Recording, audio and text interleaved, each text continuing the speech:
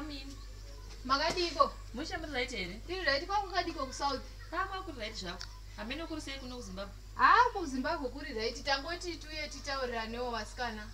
Ko pamakatenga mudhudhudhu womwana makakona kutenga here nemusundi kwamakabva ku South. Kwenda zvaita sei? Papa makauya pano mwana wangu haana zororo. Ndiye unokwera achimanyirana nekusunda mudhudhudhu mwana wenyu.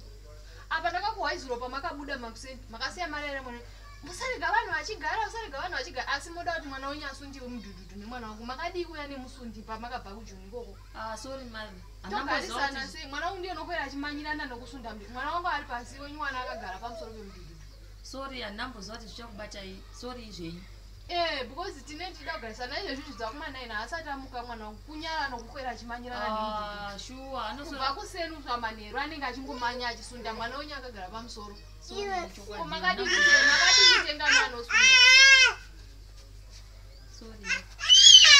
Jamuti wona sango kusura wachipokwira wachisunda wachi. Aiwa ndinangu ndoda kuti mwana wangu akwire pamudhudhudhu mwana wenyu achingoti kadai makauya nemusundi zve maiti unosundiwa nani